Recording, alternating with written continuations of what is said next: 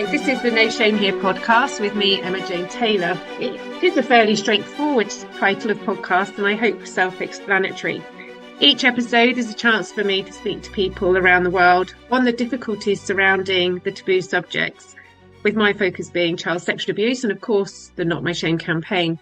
My guests may have experience on this subject, they may not, but by the end, I hope that we can all agree that child sexual abuse needs to be better considered, especially if we are to improve the protection of children today, support survivors and eradicate child sexual abuse for the educations to come. Some might find today's fireside chat with my guest helpful. Some might find it challenging. But I really do hope everyone listens and remembers to contact me if they do need support or signposting. I'm really excited because today my guest is Nadia Jamil. She's in Pakistan. She's an actor, an activist, a certified life coach. She does so much on this conversation to raise awareness. It's a pleasure to be chatting to her today on the No Shame Here podcast. So Nadia, welcome to the podcast. Thank you for joining me today. Where do you find so much strength to keep fighting? I think you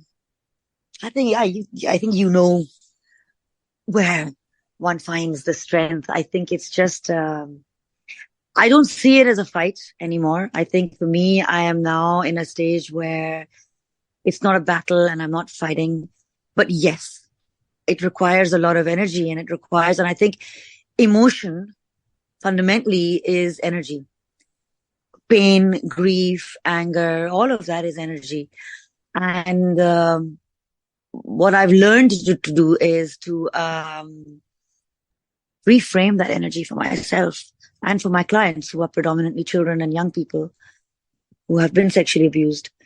So when I'm with the kids, when I walk into an orphanage and there's 500 kids, Wow. running at me, mama. And, cause I've been working there for 7 years now. My autonomic system has to be in sympathetic, it has to be up. And somehow I've seen this with a lot of, survivors who are now thrivers, that we have this energy. We have this incredible amount of energy, and it either takes us all the way up or it takes us all the way down. And I think that is the art of wielding that energy is what I learned and what I try to facilitate in the young people I work with, most of all. So yeah, I think that's where it comes from. It comes from, and I think it comes from the young people, from the kids. Mm-hmm. They are the inspiration. It comes from the fact that, that they're infectious with energy. And I think, you look at, like, there is war after war after war after war at the moment around the world, but the war on children is huge. And I was recently talking about this with someone, if we can invest in the children, invest in the future generations, start at the very beginning, then we are going to promote and nourish young people's hearts, their souls, their minds, so they continue to become receptive of the goodness in the world. And actually, if we can help them do that, will that lessen the wars? Well, in my opinion, yes, it will, because if we're breeding good and supporting and protecting young people and investing in children early, then surely that's such a good thing for our future. Of course it is. But why is it that people do not work towards prevention? Why is it when it comes to child protection, people wait until the worst thing possibly happens and then even ignore that? Yes. So that these young people then grow up into manic sociopaths, hurting, killing, raping, torturing men and women across the board. And there's so much anger and there's so much pain and there's so much undealt with emotion. And that emotion is firing weapons in the wrong direction everywhere, So there's absolutely, it's common sense. It's common sense. It is. And you just kind of look around the world and you think that there is no leader leading with common sense, in my opinion, right now, because if you can invest heavily into money into all the wrong causes because you feel like that's the right thing to be doing. But while that's masking all of that, you're masking the children from being protected. And actually, that's where we need to go. For me, it seems like quite simple. We need leaders to lead. We need the leaders to take on this conversation around the world, like you are, Nadia. I mean, you are, you are a leader. You're doing so much. You're out, you are in Pakistan. I know you've been to the UN recently to spread the message of the Not My Shame campaign, as well as your own work and everything that you're doing. But we need so many more of you. We need you to run the world, Nadia, because you know exactly what is needed, and you have an audience, you have a platform, you have people, and it's so wonderful to see. I watch on and I'm cheering you on all the time, because I'm like, it's amazing that you're out there and on a difficult conversation that I'm sure is heartbreaking every day of your life, when you have children in front of you desperate to be heard, to be listened to. There's only one of you, Nadia, but thank you, because I know how important it is. Now, you talk about being a certified life coach, but you're so much more, aren't you? You've got master in NLP, you've got so many things that you do that facilitates this journey, right? Yeah, I do. I worked myself to this point where I have become aware that what rescued me were the resources, was knowledge, was learning. That's what sort of charged my journey into thriving. But the thing is that I'm not a believer in toxic positivity. And there are times that I get negative. There are times that I feel sad. I am often frustrated. But there is absolutely nobody in this country who is willing to invest and work in facilitating these children. There's no one wanting to have this conversation on how preventing what's happening to child sexual abuse victims is the answer or is the way to go. There's no one wanting to have this conversation. And like anywhere else in the world, it is all the game here is all about fame, money, power, votes, elections, money, more money, who's making the money. And there's so many stakeholders, so many people it's beyond my control. So what I do then is, it's almost like I have blinders on. I stop focusing on what I cannot do, because that is so overwhelming. And I focus on what is it that I can do.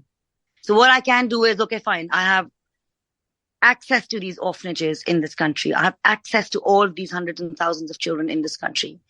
Pro bono, I can just go dive in and facilitate. I'm now working on learning how to build a team, which is why when I went for the UN High Profile Week and I talked about the No Shame campaign there, it was amazing how many people I connected with and this conversation resonated with. And I'm trying to find more people with whom I can create a team who will be able to do this work with me. And that has been my challenge so far, because not very many people want to work pro bono. Not very many want to commit that time and that energy for free, because there's no funding for it. It's pretty dire. So I just focus. I focus on one child at a time. I'm learning now the things that I have been weak at are networking. As an actor, I never needed a network. As an activist, I never needed a network. But now, as a mental health practitioner, I need a network. I need support. I need to learn how to create teams, how to build teams that will be as committed as I am, and not abandon these children again. It's interesting conversation. I aside from the campaigning, I work in wellbeing in an industry. It's a business that I set up 25 years ago. And I realized my business got better when I worked with people more talented than me, because they brought in an energy and a new dynamic to the work that I was doing. And suddenly, I was, 1 minute I'm 25 thinking I got this, I can do all of this. And I'm like 52. Well, no, I'm not. I'm 51, 52 this year. And, me too. Me too. Look at you. 1972, baby. Yeah. So I now know the importance I can have one voice and I can create Yeah. things and I can push things out, but actually it's the talent, the people around me that can make this grow Yes. with Yes. everything that I'm I agree. doing. And I've seen that with my world, and obviously I support you and you know with everything that you're doing, but I do understand and appreciate we need to have these teams that we need to have need to be bigger and Yes. bigger and bigger so that we Yes. can lead and actually, you know, leading from the front and the behind is really Absolutely. important. Absolutely. And when I say networking, meeting you and connecting with you and then becoming so passionately involved with Not My Shame and feeling it, really feeling it. And now the fact that you're bringing it into Urdu as well, it's fantastic. And all these other languages where it's going to be able to really resonate with people in their own mother tongues, because language is so important. Language is where the Yes. core identity starts from language. And I was listening to one of your podcasts, and I'm forgetting the name, an amazing gentleman. And there was something that he said that resonated with me so strongly that when I was giving my interview earlier this morning, and when I'm going to be giving my interview later on this afternoon, I'm going to quote him, and I'm going to go back and get his name and quote him. He said that you can't go, someone can rob a bank, have time in prison, serve time, come out, be a better person, be absolved. You cannot absolve yourself of being a pedophile. You cannot absolve that. And to take that amazing thought that I've known all my life, that he put so coherently in your podcast, to take it forward. I mean, you cannot, you can have a broken leg and get over that. But there are some injuries, like some spine injuries and rape, that they don't go away. Their effects don't go away. And I think as someone who recognizes herself and chooses very consciously to be a thriver, whether it's cancer or it's child sexual abuse, whether the disease comes back again, I am a thriver because I choose to be a thriver. I am not ever going to allow victim to be associated with me again. And the dictionary meaning of survivor is someone who has not died and someone who is managing and coping. That is not my life. It's not, I have not died. So to thrive is to flourish, but to thrive, again, the dictionary meaning of thriver is steady progress of flourishing. And that constant, steady trickle moving forward, that is what I understand, that yes, nothing can take away what happened when I was 4, 5, 6, 7, 8, 9. And there will be effects, predominantly in my, in my trust issues, maybe with who I choose as my partner, with how sensitive I am with certain things in my maybe, intimate relationships, with how I am if with men coming in very close proximity with me, with how I am if I am finding myself suddenly in that position where I was 4 years old, where I don't fight, I freeze. And my pattern was freeze, submit, fawn. Freeze, submit, fawn. Year after year, it was freeze, submit, fawn into being an adult woman who was this Peter Pan child, not really grown up, not really an adult. And whenever there was a predator, I would freeze, submit, and not just that, fawn. And I think the thing that was the most humiliating for me was the fact that I fawned, that I worked hard for their validation, for their approval. It was, now when I look back, it still gives me goosebumps to think that I did that was how little I respected myself and my body and how I had no sense of self at all. Now, you cannot just take that out of somebody. It is something that I will have to be consciously working on for the rest of my life. And that's really interesting. It's really interesting to hear that. And I can understand, and I can very much relate to that. I also understand how important it is for me to be with people who can appreciate and understand that as well. And that hasn't been easy. And the work that I'm doing, and the people I speak to now, for me, is of course it's about supporting survivors and protecting children, but it's about language and helping society understand a language and understand the seriousness of child sexual abuse. People, unless you've been affected by child sexual abuse, no one really wants to talk to you about it, or campaign, or support, or donate. But the reality is that's what we need to change, because we need to be able to have more investment from the political world, the global leaders, to understand that being sexually abused is not something you put a sticky plaster on and it's better in a year or 10 days, or Yes, this is a lifelong process. And that process, going back to the beginning of this podcast, could really undo the wars against wars against wars, when you've got grown men fighting and yes, fighting for what? If you really invested into those people, you'd probably find a whole history of trauma in their life. Now, yes. we start young, we invest young, we will then see a flourishing society. And that's where my reason and my end is, right? And that doesn't just come from understanding survivors, it also understands language. People need to come in as allies to understand the importance of their voice. You know, there's so many great causes out there: Yeah. cancer research, multiple sclerosis, Parkinson's, Alzheimer's, you know, anti-bullying campaigns. But there's been nothing on child sexual abuse. You know, I put that t-shirt on last year and accidentally have started a movement. But that just goes to show you how this conversation hasn't been heard. There would be a few people are like, why would you want to put that on your t-shirt? Well, why not? Why not? And that is because no one Yeah. understands the mental trauma that has that comes with being abused as a child, and that's why it's about language and education to help people see the importance of investment, and why It's people aren't incredible. investing in this is scary. But also, it is so intriguing to me how much discomfort that shirt generates in Yes. people. I mean, yes, there is the odd person who will come up and say, either come feel the need to comfort me, which is also not necessary.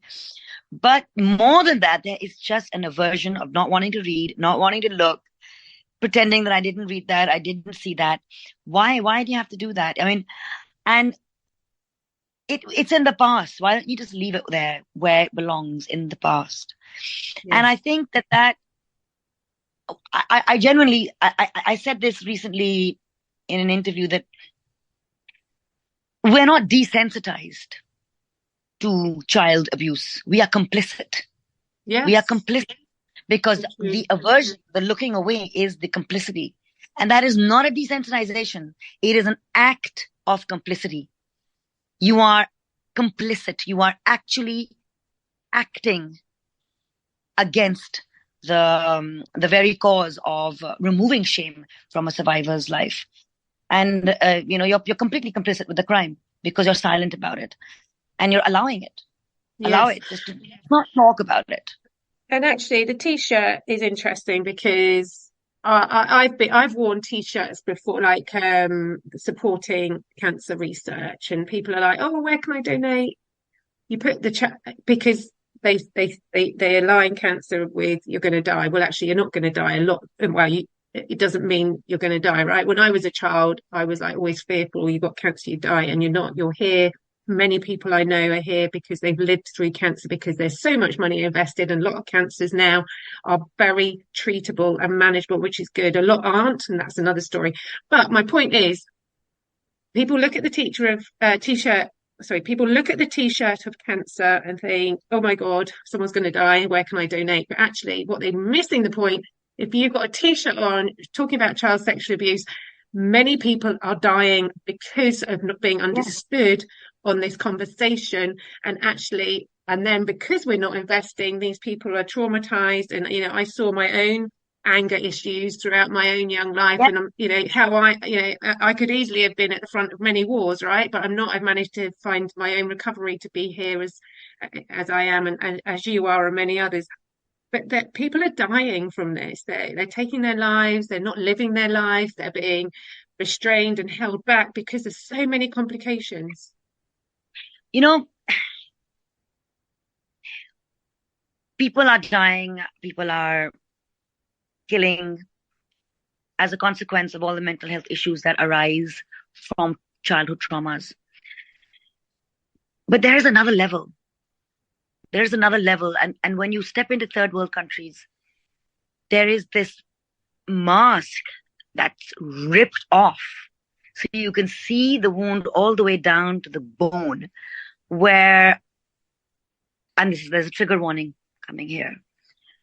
I live in a country where on our national news, we watch a 9-year-old girl who's been raped on CCTV camera. We see her dying. The entire nation saw Fatma Ferrero die. She's 9. We saw her rapist getting out of the bed without his shirt on and all the disgusting speakers and whatnot. This country, that man is out. There's not, he's out and about and free. And he's raping other children already, probably. Yes. There were 100. Why would you let him out? 100 children that have been brought out of his areas, 100 little girls and boys. It doesn't matter. He's out. There's a lot of young. So what I want to understand is the IMF gives Pakistan money. United Nations gives Pakistan money. A lot of foreign donors give Pakistan money. Why is no one putting a gun to our head to say, step up, because we have your purse strings in our hands. Step up. What is it that's going to take Pakistan or countries like Congo, Pakistan, Afghanistan? There are countless countries where the most unthinkable things are happening. In my country, in certain parts of it, and I'm a proud Pakistani. I'm really proud. I'm proud of my heritage. I'm proud of my people. I'm proud of a lot of things in this country. But the things that are wrong are the things that I focus on because I want those things to improve. If I turn a blind eye towards them, they're not going to improve. There is a thing in this country called bachabazi. It exists in Afghanistan. It exists in northern areas and certain areas of Pakistan. Bachabazi is basically the act of an elder adult male having a small boy. Now, this is an ancient tradition. I mean, from the time Alexander the Great and before, there were little boys, there were, eunuchs, there were little boys, there were whatever. Now, the fact that in 2024, this is happening and it's a norm, and the children I work with will sit with me and tell me, ma'am, when I grow up, I don't want to be a coal miner because a coal miner has to change a boy every night. I want to be a driver because a driver gets to have one boy of his own. And he's smiling and he's laughing. And that is his goal for his life. That is the vision he has had for a better life. So these things are still happening. And we live in this really kaleidoscopic, schizophrenic country where on the one hand, there is growth and there is progress.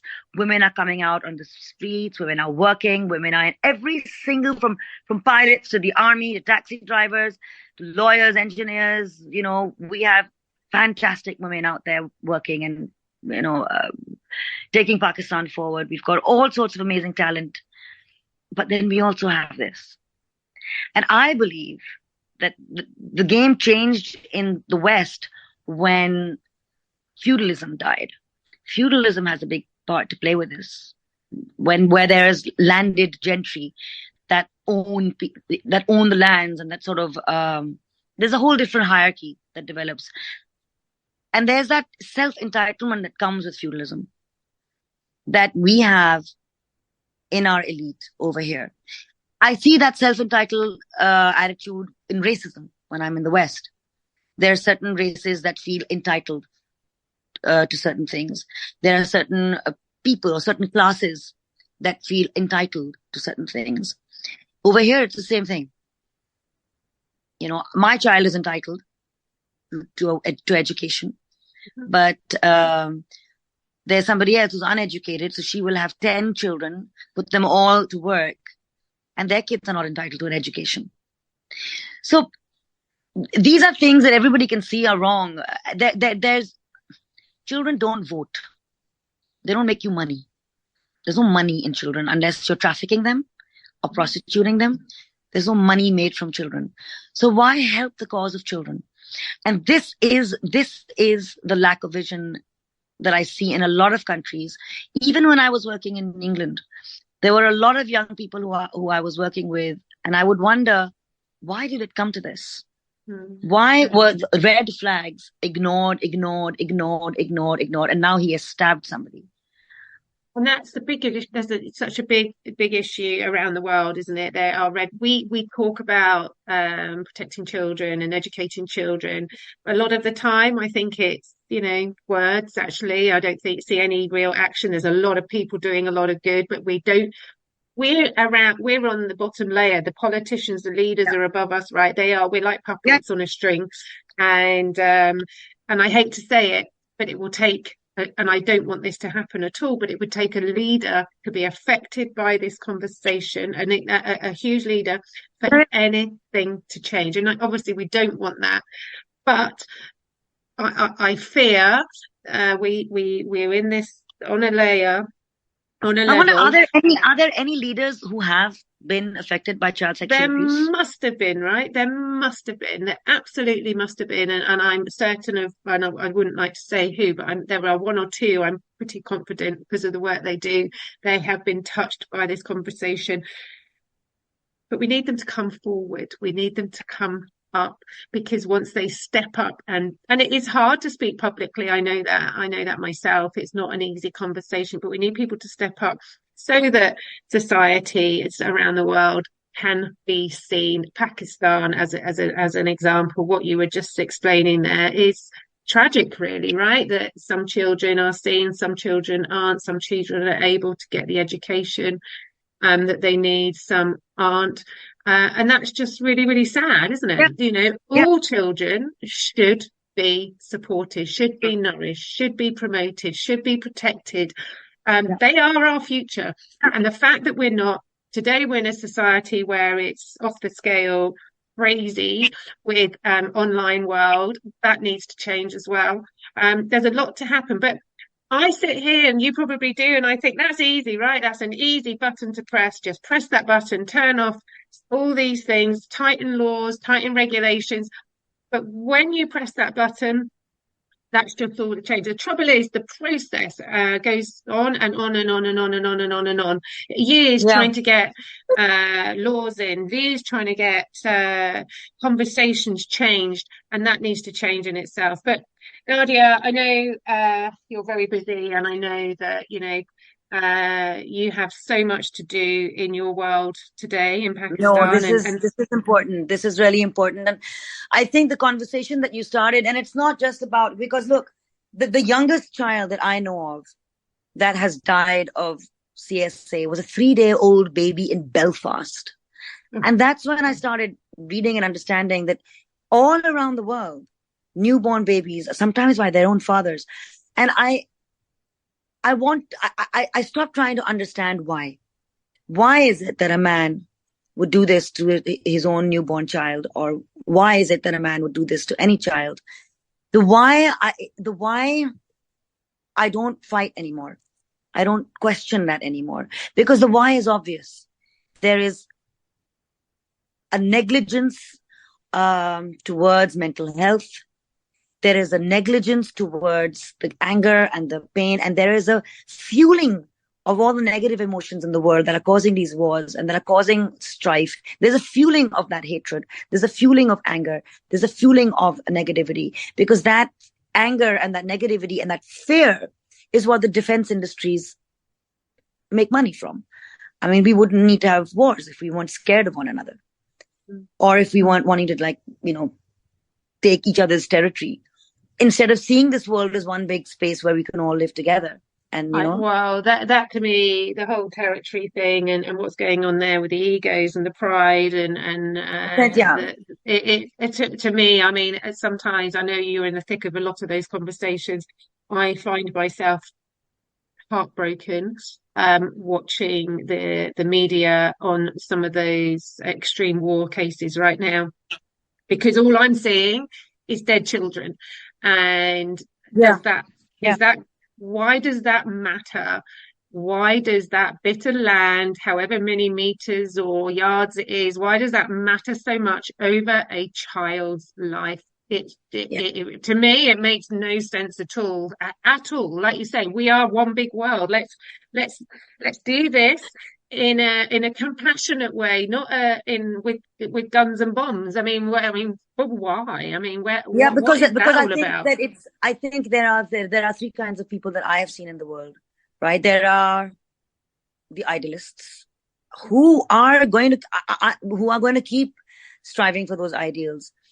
Maybe it's not going to happen in my lifetime or your lifetime or my children's lifetime, but I don't ever say I never say I hope Pakistan has a child protection system one day. We are 76 years old. We have a 0 years child protection system, national child protection system, 0 years. I don't say I hope we will have one. I say I wonder what it will look like when we have it. I want to imagine that. This is something one of my NLP mentors taught me, Amnali, and it's something that stayed with me. Not I hope, because what will it look like? Now, in order for me to get to that vision, what is a little trickle part that I can play in getting to that vision of the world, when I wonder if it will ever be like this? Because it can be like this. There are people like us. There's millions of us, but there's also the sociopaths, and the sociopaths see nothing but the material gain that they will get in this lifetime. They're obviously spiritually quite dead. They really couldn't give a toss about what happens to their lives or their energies or their souls or spirits. When they're dead and gone, they're dead and gone. They want to accumulate, and kill for accumulation. And then there's a third kind of person who just switches off and watches the telly and watches fluff and watches. And I'm an avid telly watcher, but or just has this ugly news playing in the background while they're having dinner or having tea. This sickening, insane news just playing on a loop. This completely switched off individual who has given up. So there's these three types, and you are only one of these three types. You're either striving and fighting and working towards that ideal, or you're a sociopath killing, or you just given up. There's no fourth way of being anymore, because things are so violence, rape, child abuse. This is not something new. This has been going on for centuries and centuries and centuries and centuries and centuries. Now it's the era of AI. Oh gosh. Now, and then we're going into other very dark and difficult corners of the world, exactly, because that's something that is, I believe, going to cause catastrophic problems for us as a society, yes, and on this conversation in protecting children. yes. And now you have a world where more and more and more children, we used to talk about the dark web. We have children on the web from as early as 7 years old. They're surfing the web at 7. And that's why I think, as a global society, we should stop children now. They're not developed. They're not intellectually stable enough to be able to deal with life, let alone a piece of equipment that takes them around the world. Why would you want to do that? In fact, I worked with a young girl last year. She was 16. She said the one wish she wishes she was never given a phone at 7, because she was groomed. She fell into difficulties. She said, I just don't understand it. And I've encouraged her to start campaigning for young people, because she is a young person. It's all very well me and you campaigning, but we need the young people to go, actually, this isn't right. I think that's fantastic. And so she's doing that, but there lies big problems in these conversations. And then if we could take it back to children, where is the thought and protection for children? There is none. It's money, money, money. Where can we make more money? And as you said earlier, that's how they can make more money, right? That's how children Yeah. can invest So, into their world. How can one then steer the conversation towards something and say, okay, fine, I want to be solution oriented. Yes. I want to be solution oriented. Yes, there is all this. These are things that are not in my control. I am not going to even begin to tap into what's not in my control. What is in my control? What is in my control is connecting with Emma Jane Taylor. What is in my control is wearing that t-shirt, making sure it's said in my language as well, in all the different languages of India and Pakistan, and making sure that more of us wear it with pride. What is in my control? Having the conversation so that it's not a stigma. I mean, I've been having this conversation so long now. There is, and also I think NLP has really, really, really benefited me in the sense that when I went through the processes and I went through the coaching myself as a coachee, the hypnotherapy, the NLP hacks, what happened is that the event is very clear in my mind, but there's no emotion attached to it anymore at all. There's no, it's like a. And that's because you've gone through your healing, your recovery with NLP, with therapy, whatever, everything that you've whatever done it takes. yes, whatever it takes. And I totally relate to that as a survivor. And that's where I just, like I say so many times, when I realized that this wasn't my shame, it was, adults and people around me. It was their shame, the paedophile shame. It was their shame, not mine. It was like this little door opened and I let out that anxiety and that hurt and that pain. And that was a process, right? I never set out to be a campaigner. I never set out to have a charity, but it makes sense to me that I'm here doing that now because I've understood a lot more. And, and here we are, me and you talking and we're reaching the world. We are. And the epiphany is, I think what the amazing epiphany is, look, I was 48 years old when I started my mental health journey into NLP and everything. I was 50 years old when I put one candle on my cake because that was my first year as an adult woman with adult voice. Wow. 44 years. Is that? 44 years. I had the emotional makeup of somebody locked between 4 and 17. Which is so common.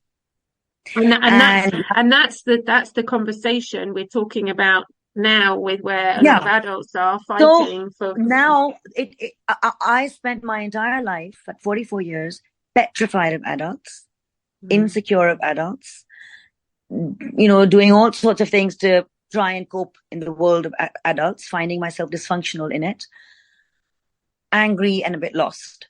44 years. Now, when I found my adult voice, it wasn't just empowering because suddenly I am the protector of my inner child. I am the parent I always wanted. I am her. I am that being. But I'm an adult that needs to be different from the adults who didn't show up in my life or who showed up in my life as abusers. I am an adult. So as an adult, how can I show up differently in the lives of children? How can I be that adult who will take responsibility? Who will take responsibility? And I think that is the word that the sociopaths and the visionless leaders don't want to use. Responsibility. Every single child on this planet is the responsibility of every adult on this planet. It does not have to be your biological child. Just the way that every helpless animal is your responsibility. You create the environment that either lets that animal or that child thrive or suffocate and die. You are responsible. Your silence is responsible, or your love is responsible, or your wisdom is responsible, or your anger is responsible for what's happening to the animals and the children in the world today. So you are responsible. And I think that is when you become an adult, when you take accountability. I'm responsible for myself. Nobody on this planet is responsible for Nadia Jamil's happiness except Nadia Jamil. But Nadia Jamil is also responsible for the children that she's working for. Sorry. Nadia, it's been great to chat. It really has. And if anyone is listening now and feels like they need any further support or signposting, do get in touch with me. You can do that via my website, and I will do everything I can to help and signpost you on. And until the next time, please keep trucking and do what you can to live in your world the way that makes you feel safe. I have felt so inspired today by Nadia. She's such a powerful force. She's such a strong voice. She's such a beautiful soul. And I think it's only right for me to hand over the mic to end today's podcast with just a final few words from Nadia. And I'm going to see you next time. So Nadia, thank you for today. Please see us out of today's podcast, and I'll see everyone next time. Thank you so much. Thank you so much. I hope this podcast has planted a seed that will grow a fantastic forest.